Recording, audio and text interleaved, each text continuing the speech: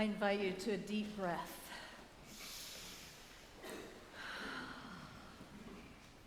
This has been a place of learning and worship for the last few days for this group that you just heard, where we have affirmed that indeed what we do in worship matters deeply for building up the community for its work in the world.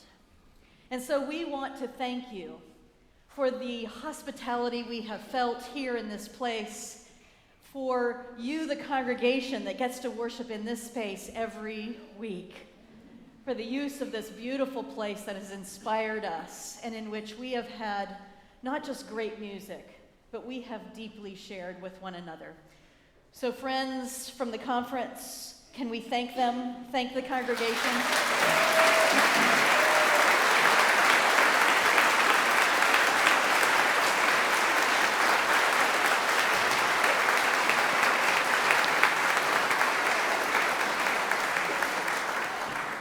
Well, to Marcia and all the musicians, the feeling is definitely mutual. We are honored that you have chosen to make our home your home for the past week. And that is making this Sunday a special Sunday at First Unitarian Society, where independent thinkers and great singers gather in a safe, nurturing environment to explore issues of social, spiritual, and ethical significance as we try to make a difference in this world. I'm Steve Goldberg, a proud, music-loving member of this congregation, and I'd like to extend a special welcome not only to our musical guests, but to any visitors or newcomers. If this is your first time at First Unitarian Society, you'll find that it's a special place, and we invite you to join us for our fellowship hour right after the service. However, before the service begins, please extract from your pockets these pesky electronic devices that you just will not need for the next hour because there are some more attractive sounds that we want to hear. So please take care of that. And while you're performing that simple but important task, let me remind you that if you're accompanied by a youngster this morning, and you think that young person might enjoy the service from a more private space, we offer a couple options, including our child haven at the back corner of the auditorium and some comfortable seating out in the commons just outside the doorways, from which you and your youngster can enjoy the service. And our service is brought to us today, as it is every Sunday, by a wonderful group of people whom we call volunteers. You too can become a volunteer and hear your name uttered from the podium as you're about to hear the names of our volunteers. We thank Mike Linow for operating the sound system, especially important today. Ann Smiley for being our lay minister. Karen Hill for greeting us with that smiling face upstairs this morning. The coffee is hospitably served by Jean Hills and Rick DeVita after the service.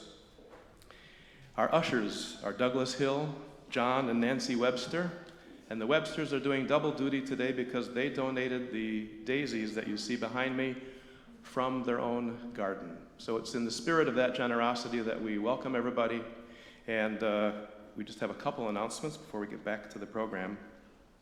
First, I need this little tool to read this. There's a solar workshop that we're holding right after the service today, actually 1 o'clock this afternoon in the Gabler living room, regarding the City of Madison's new solar energy programs designed to increase our use of solar energy in this great community. It's under the brand of Madison, very clever. Residents can buy in together collaboratively. We're going to talk about collaboration a few minutes later in the program. But that collaboration can save costs and energy, and there's a loan program from Summit Credit Union available to help finance those projects. Again, this afternoon, 1 o'clock in the Gabler living room, free of charge.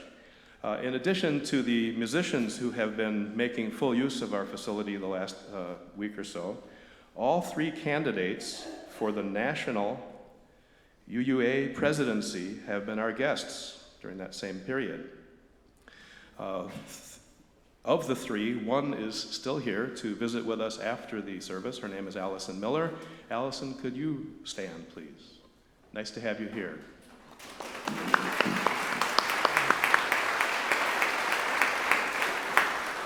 So it's nice to have Allison here. It's nice to have all of you here. This is a great service. You're going to love it. And with that, I invite you to sit back or lean forward to enjoy today's service. I know it will touch your heart, stir your spirit and your ears, and trigger one or two new thoughts. We're really glad you're here.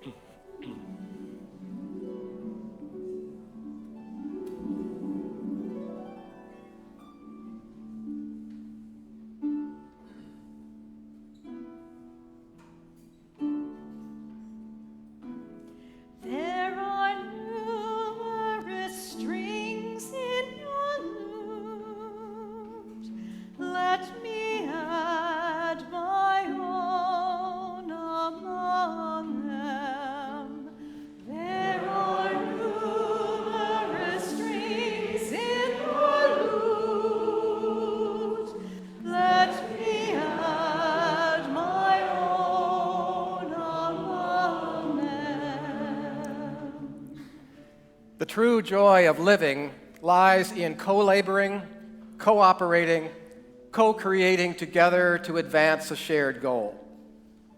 For what larger purpose do we yearn and hope and work? How is hope bolstered when we share it in a community? Our hopes and dreams for a better world can become reality as we stretch ourselves toward each man, woman, and child who make up this richly variegated human family, and toward each sentient being that blesses the earth. Rooted in love, we have the strength to make it through. There are numerous streams in your lute. Let me add my own among them.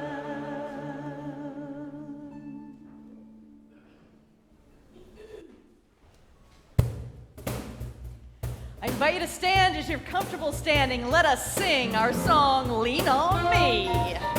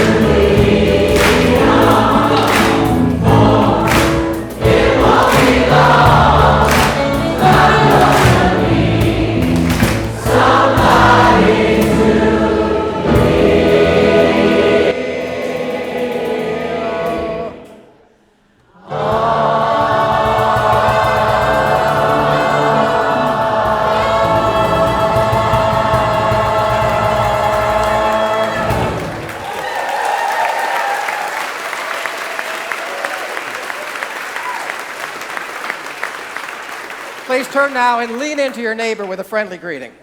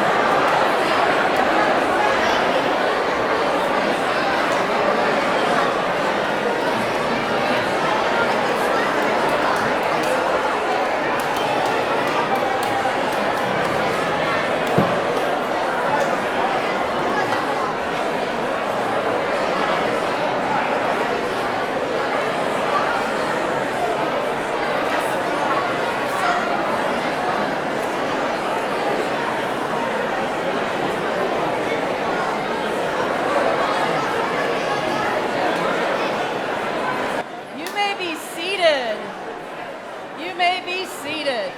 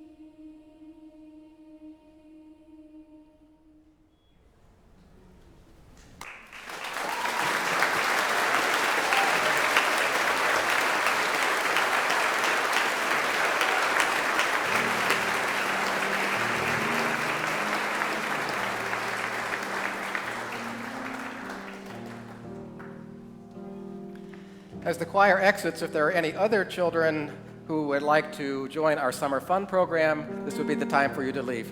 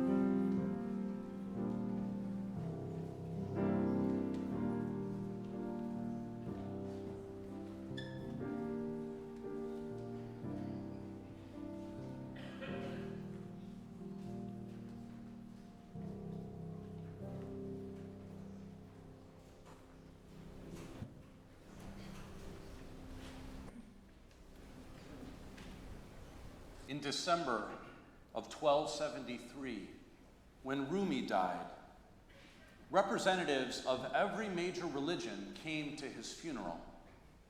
In the midst of the Crusades and violent sectarian conflict, he said, "I go into a Muslim mosque and the Jewish synagogue and the Christian church, and I see one altar. One. So come with me now, friends, on spiritual footsteps, for this is our journey. The way is full of genuine sacrifice. The thickets blocking your path are anything that keeps you from that. Any fear that you may be broken into bits like a bottle. This road demands courage and sacrifice, stamina, and yet it is full of footprints. Who are these companions? They are rungs on your ladder. Use them. With company, you quicken your ascent. You may be happy enough going along, but with others, you will get farther and faster. Someone who goes cheerfully by himself to the counting house to pay his traveler's tax will go even more lightheartedly when friends are with him. Every prophet sought out companions. A wall standing alone is useless, but put 3 or 4 walls together and they will support a roof and keep grain dry and safe. When ink joins with pen, then the blank paper can say something. Rushes and reeds must be woven to be useful as a mat.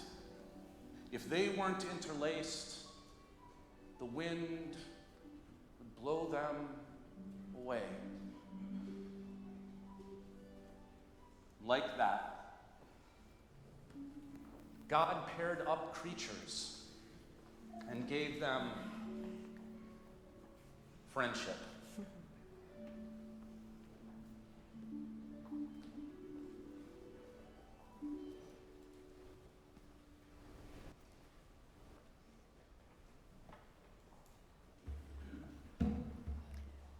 So, all through our worship in these 4 days, we've been talking about shared ministry, about being radically collaborative. And so we've been making stuff up. We've been creating from scratch, a little differently every worship service, but we wanted to include you all. So we're going to make stuff up right now that will only exist in this moment with this community.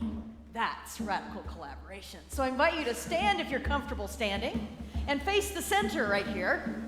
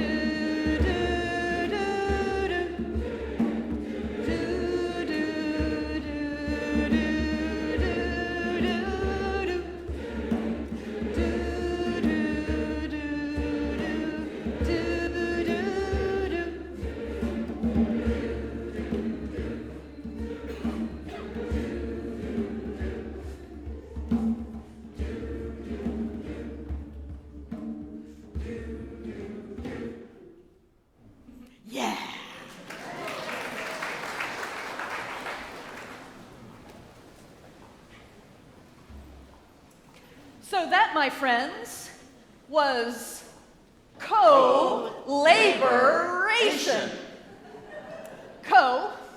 Asian. Co, meaning together. Labor, meaning to work. Ation, meaning to move. Together we work and move toward each other. Toward the good. Toward the just. Toward the right. Right, relationship. Nation. Ship. Relation, meaning bring back together again. Ship, meaning sailing across the waters. No, not really.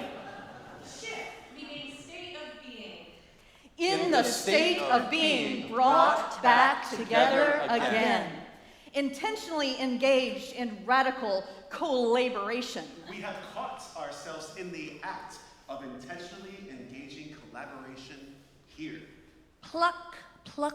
Plucking the strings of our individual expressions. And noticing the reverberations. And incantations. And obliterations of separation. That happens when we play together. What if we kept strumming, plucking, playing? And listening. Well, eventually we have to go to the bathroom. And listening. To the sounds we make together. Catching ourselves in the action of radical. Meaning radish. Meaning roots. Meaning common roots. Radical. Radical. Radical collaboration For the healing of the world.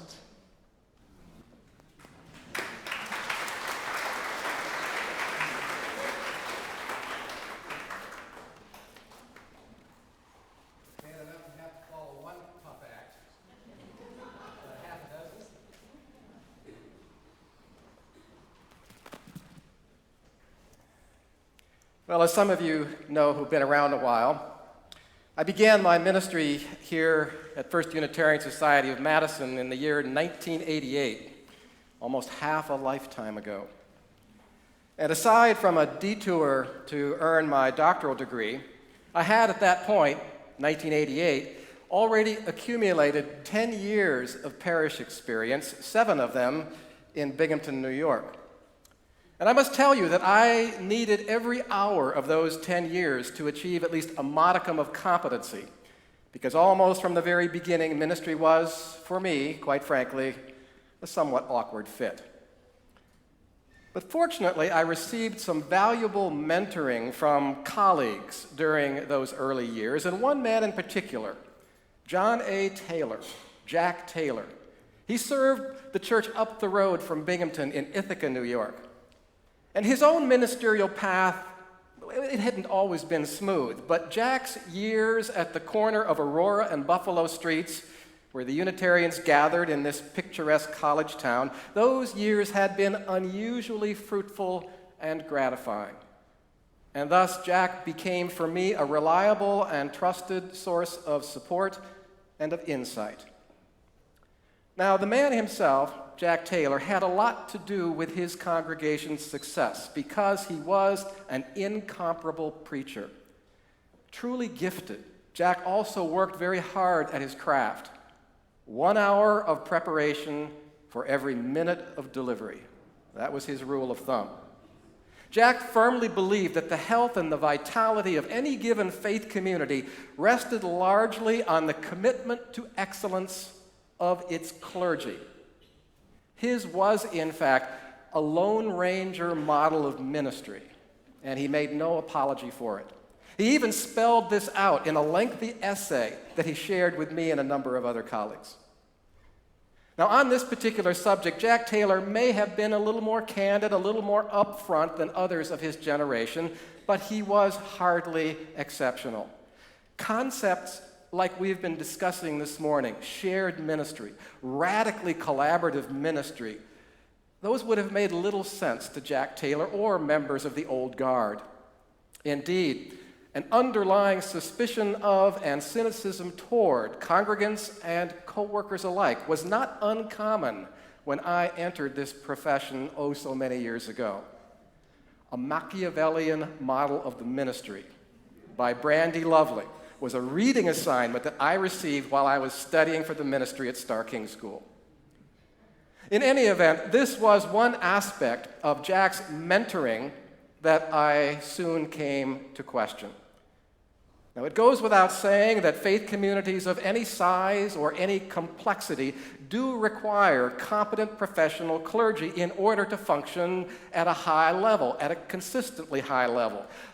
But without ongoing dependable investments of time and energy from able support staff and from talented laity, without that, our UU congregations would eventually become little more than hollowed-out shells. As the organizational consultant Douglas Johnson puts it, most congregations can exist during a clergy person's vacation, at times of illness, during weeks and months between clergy persons. Churches do not close simply because the professional minister is not around. On the other hand, he says, no church can exist for even a month without volunteers. It is somewhat surprising to me that my old friend Jack Taylor and more than a few of his peers eschewed shared ministry because volunteers working in concert with clergy have always figured prominently in this country's congregational life. Roughly 50% of Americans report regular participation in some form of volunteer activity, twice the rate of other industrialized nations. And quite often, faith communities provide the context and the impetus for that kind of involvement. The religiously committed, which includes many of you in this room, actually invest more of themselves in other volunteer roles than those who are unchurched. And historians say that this was one of colonial America's most notable departures from European practice. When Alexis de Tocqueville came from France in the 1830s to observe life here in the United States, he was most amazed by its vibrant civic culture, the plethora of organizations established and maintained not by professionals, but by cadres of collaborating volunteers. The citizens of the old world typically lacked the motivation for such service because, well, many of them had no choice in matters of faith because they were required by law to submit to the religion of the realm. But here in America, a pluralistic and a highly competitive religious culture arose, and so here the success or the failure of any given sect often depended on the level of commitment of its subscribers as much, if not more, than on the preacher's persuasiveness. Now, outside the church, Out there in the secular world, early American businessmen and artisans contributed their time, their resources, to causes that were socially beneficial because such investments, they believed, would give them a leg up in the marketplace, an advantage over their competitors, because it was presumed that appreciative citizens would be more likely to return the favor, to patronize their establishments if they were less self-aggrandizing and more civic-minded. And as a result of these two forces, sacred and secular, volunteering became a habit of the heart, as Robert Bella characterized it. And we still are living with that legacy today, and it continues to inform our thinking and to factor into the choices that we make on a daily basis. But unfortunately, this impetus to serve is not quite as strong as it once was. Since 1975, Robert Putnam reports, overall rates of participation in voluntary enterprises has suffered a significant decline, especially among those in midlife, 30 to 60 years of age. And this shift may well reflect the increasing demands that modern life places on so many of us. More hours of work are now required to sustain a family. Maintaining larger, better equipped homes requires more hours of the day. And then there is, of course, that constant pressure to engage in leisure and consumption-oriented activities. These pressures are understandable, but the trend is troubling because this country's social cohesion, this country's civic health has always been closely connected to the selflessness of its citizens. And so to the extent that our service clubs, our neighborhood associations, our faith communities, our environmental groups, our food pantries, our blood drives, to the extent that they can no longer count on voluntary service, our common life begins to suffer. And the culture comes to be defined not by the strength of its social capital, but by the individual pursuit of short-term private advantage. So how might we correct that trend? Well, for anything to happen, Robert Greenleaf says, there must first be a dream, and for anything great to happen, there must be a great dream. And a dream, Greenleaf continues, provides something that lifts people's sights above the ordinary and it gives them something to strive for. And if that dream is clear and compelling enough, the members of any given community won't need to be arm-twisted into buying into it and pursuing it. People will want to work together as part of a movement that they believe will make a positive difference in the world and produce important social dividends. Now, another word for dream is vision. And many of our Unitarian Universalist congregations have worked very hard in recent years to craft compelling, engaging vision statements. And quite a few of them sound probably a lot like this. This is kind of a generic one. First Church endeavors to create a caring community that works together to love, support, and learn from one another. Moreover, we intentionally strive to reach out and to partner with others to realize our own commitment to social, economic, and environmental justice. Now, if we have been persuaded and captured by such a vision, we won't call our environment, some form of duty that's imposed upon us, requiring painful personal sacrifice. The work that we freely do in partnership and in service to this mission will feel enriching to us rather than depleting, engaging rather than grudging. This is the true joy in life, George Bernard Shaw once wrote. This is the true joy in life, to be used for a purpose recognized by you as a mighty one. Note Shaw's use of the word joy. There are plenty of ways in which any one of us can experience pleasure, gratification, transitory satisfaction. But joy, that's something else again. And if George Bernard Shaw's words are to be trusted, joy has more to do with giving than with receiving. And Robert Bella echoes that assertion. He says that most human beings strive for two things in life: success and joy. But quite often, people mistakenly assume that the second, joy, is a function of the first, success, that joyful living is contingent upon success. And so by building up a business, gaining tenure, attaining high office, finishing a marathon, we feel our spirit soar with that success, and we can say with conviction that life doesn't get any better than this. But you know that's not how it really works. Important as it is, success-oriented behavior, which is ego-centered, doesn't provide human beings with what they really need to feel deeply gratified. Joy is other-centered.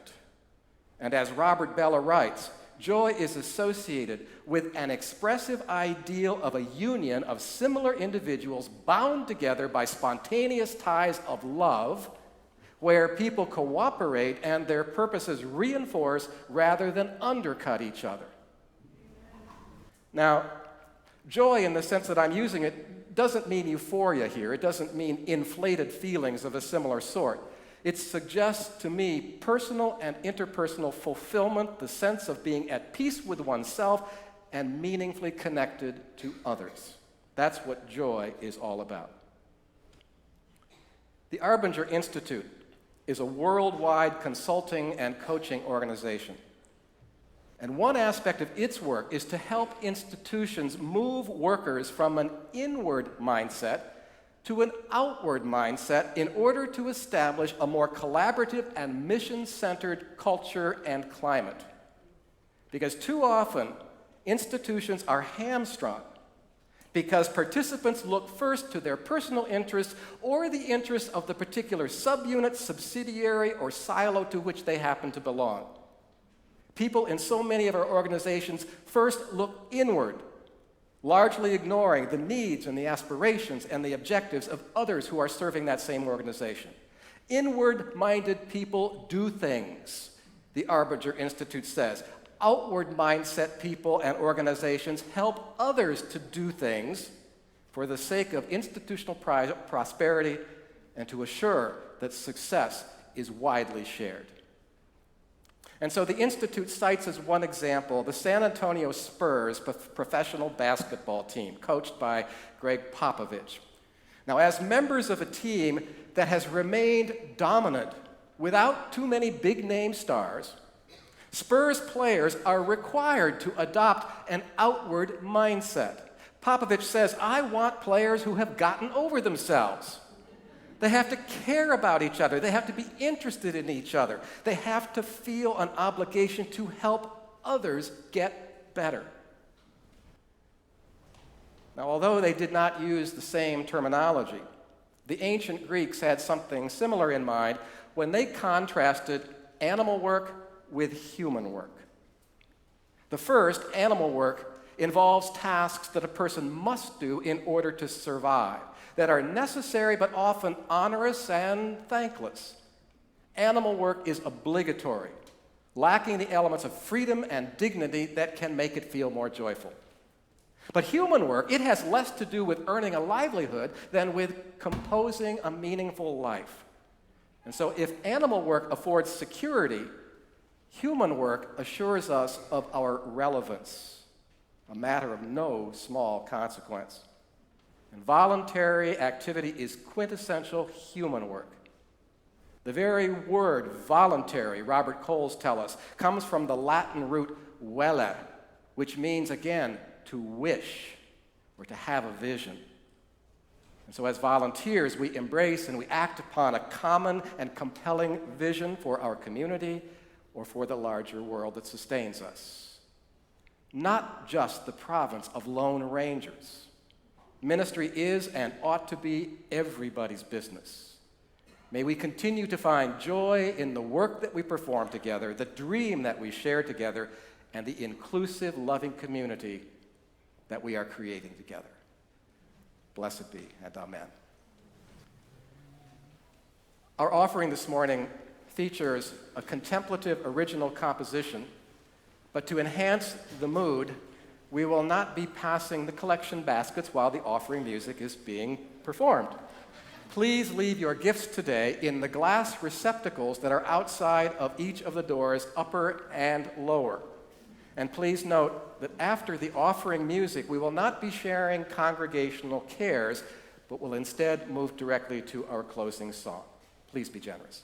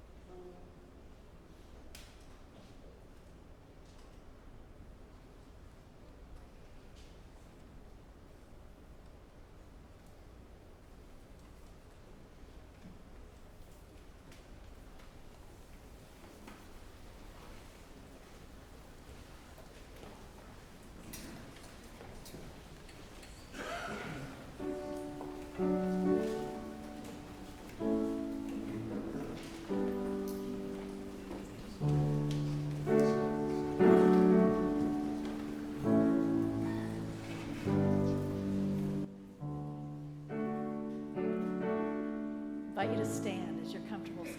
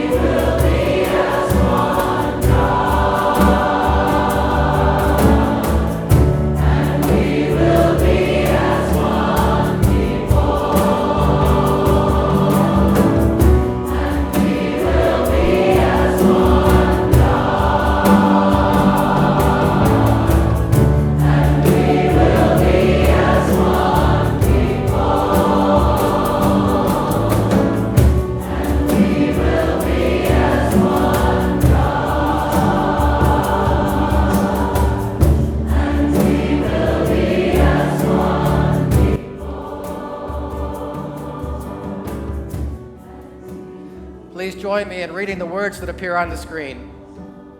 Here's to co-laboring together for a better world for all. Here's to cooperating together for a better life for all. Here's to co-creating together, for it is our birthright and our responsibility. So be it. Please be seated for the postlude.